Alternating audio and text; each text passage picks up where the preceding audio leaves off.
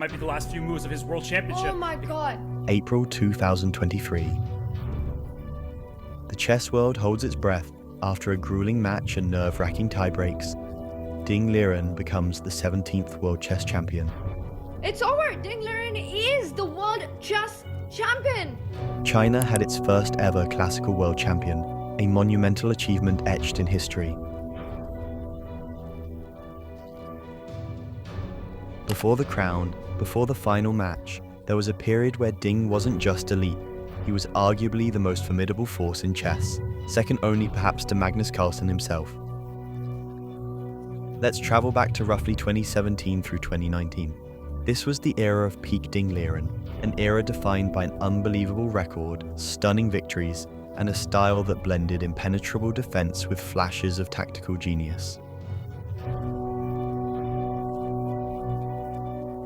From August 2017 to November 2018, Ding did something extraordinary.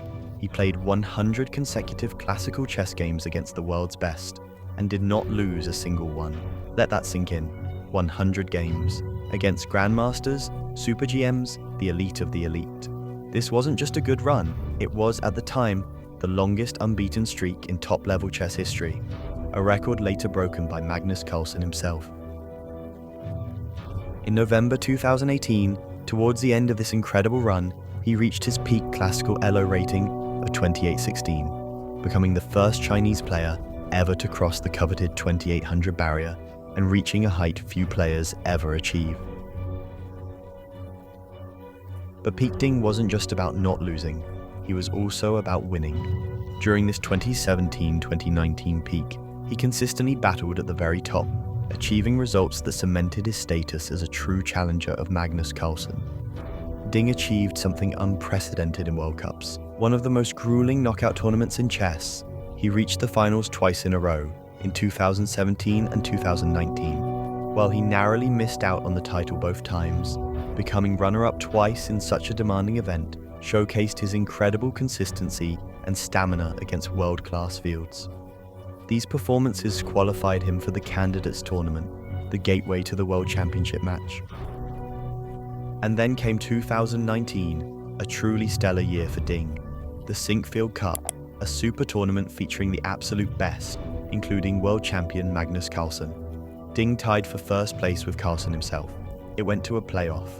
Remember Carlsen's legendary playoff record? Undefeated in tiebreak since 2007. Ding was the underdog. But peak Ding was different. After 2 drawn rapid games, they moved to blitz.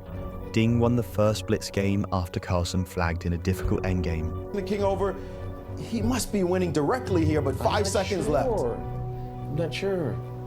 Magnus hesitating. You can't hesitate too much. What is the threat? Why 3 seconds. Why is he repeating his Ding Liren? Why not just check? And now a waiting move. Release the king. Though. 3 seconds for Magnus, 2 seconds. Now back to 5, and a check. Now another check, doesn't another check? King f8, rook to cf2. Oh man, your next move, 5 seconds for Magnus. Back Okay, this again. could be a 3 second. Oh, he did go for the 3-move repetition with rook e2. Another check, driving the King now the d7. king. Now the king is stuck. But how do you get your g-pawn forward? Precisely. And Magnus could even think about rook b2. No. He just Back said, to I'm going to E3. play Look, defensive. They're fighting with just 9 seconds, 5 seconds total time. I think it's going to be a draw, guys. But why? Why doesn't he just move his bishop? Now moving his king. Check. Going back again. Now this looks like a repeat. Okay, now bishop back to d4. He should not want to draw. He is torturing Magnus right now to find the right moves. Magnus down to once. Magnus has lost on time. Magnus has lost on time. Ding Liren pushing him over.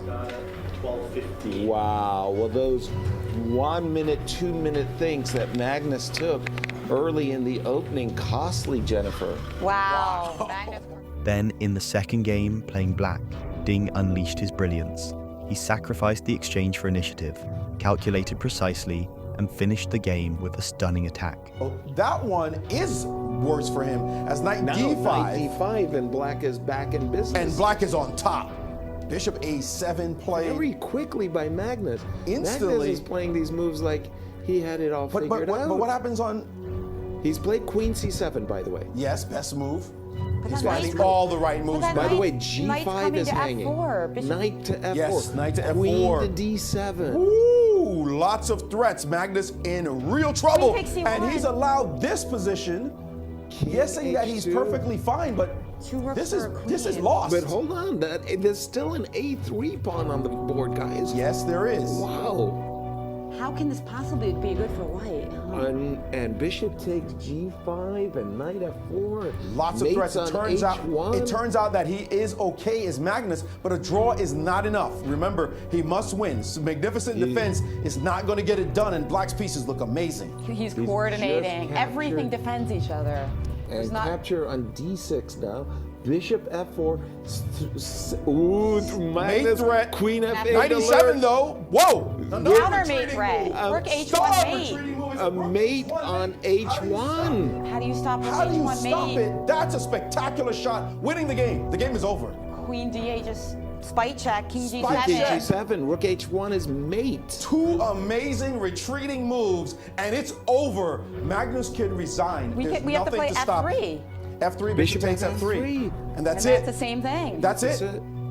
Oh my What goodness. a game. That was even. Ding Oh, Liren. man. Oh, What a breakthrough for this fine young man. he's This going to beat game- Magnus 2-0. This game was phenomenal. Fantastic. Simply fantastic. What? The best.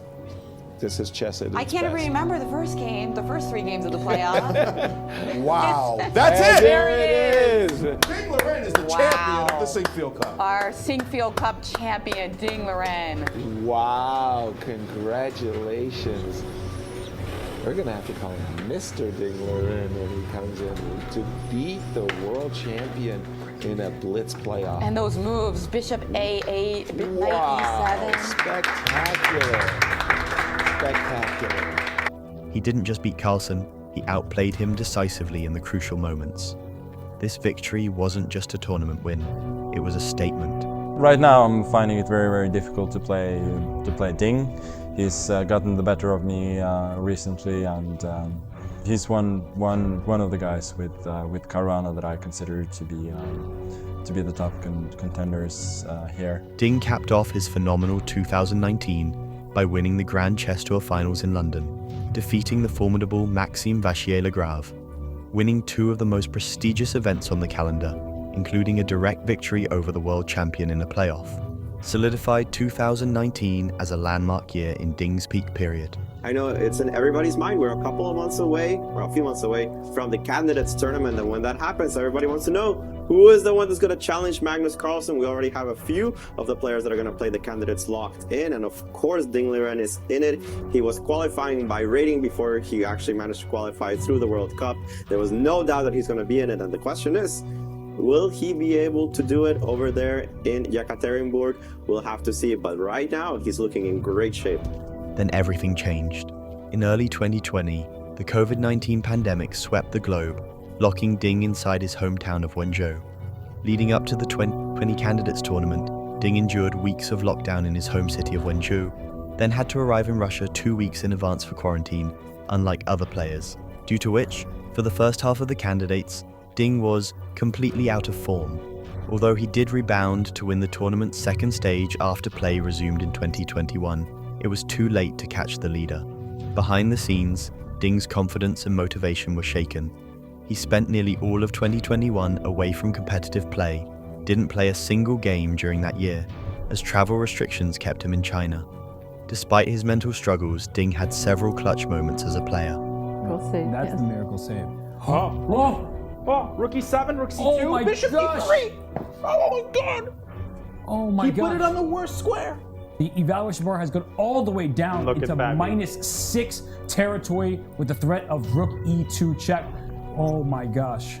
This is threatening all sorts of things, including a rook check here. Bang. Rook takes pawn with mate. Oh my gosh. Ding, he smells blood. He has become the shark. He has become the shark in the second half of the tournament. I believe that people think Ding Liren can win every single game he plays. He resigns. He resigns. The game is over. Ding Liren in clear second place. Hikaru has still, he's basically still in prep. I'm just still shocked about how fast Hikaru is playing. He still just plays knight to b5, and after bishop takes b5, he sits down and given give a bit of a curious Hikaru. Ooh, okay, looking up, remembering the theory. Yep, and takes right back. Knight G5 quickly played by Ding Liren. So we have to give Ding a lot of credit. Yeah. Because he knows he's facing some kind of preparation, and he has made 26 moves, so he's got 45 plus minutes for only 14 moves left. So he's got plenty of time, right? Yep. He's doing okay despite being down an hour on the clock, and he's playing the best moves. Like, look at the eval bar up the side of the screen. It's still saying that there's a slight little advantage for white, but he's holding on, and he's simplified the position. Not that the position is simple, but there's no bishop takes h6 and checkmating tactics anymore. He doesn't have to worry about many of the things he previously did. Yeah. So I think that while we praise Hikaru's preparation and has been excellent, Ding Liren deserves a lot of credit for handling all of that stuff and now being in a pretty decent spot. What is this pawn doing? At d5, what has it changed?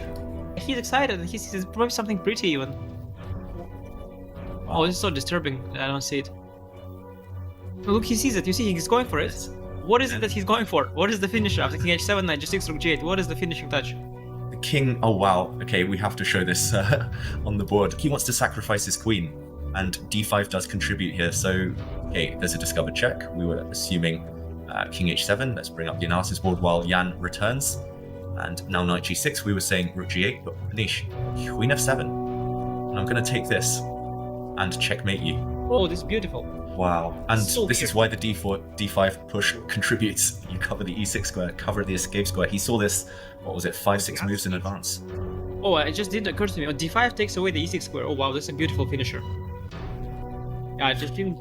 Wow, amazing. Wow, that's so beautiful. Like, the final positions are so beautiful every time. It's just incredible. Seriously, it's disturbing how beautiful the stuff is. Do you resign now, knowing you're about to get checkmated, or do you let it play out on the board if you can? No, but I know that you British guys especially, you are all about checkmate on the board, but no, I'm Team Jan. I resign. No, I don't want to see it. And just as you say it there, Anish, Jan has resigned. You called it. So back to our original question: how good was peak Ding Liren? He was a legitimate contender for the title of world's best. While Magnus Carlsen still held the crown, Ding Liren during this period was arguably his most dangerous challenger, a player who commanded immense respect and posed a unique threat. His later achievement of becoming world champion in 2023, while facing immense personal challenges, can be seen as the ultimate validation of the potential forged during this peak period. But the sheer dominance, the invincibility, the brilliant victories of 2017 to 2019, that was peak Ding Liren, a force of nature on the 64 squares. If you enjoyed this deep dive, I have compiled my all videos of this series in one playlist. You can check it out, I have provided link in the description. Thanks for watching.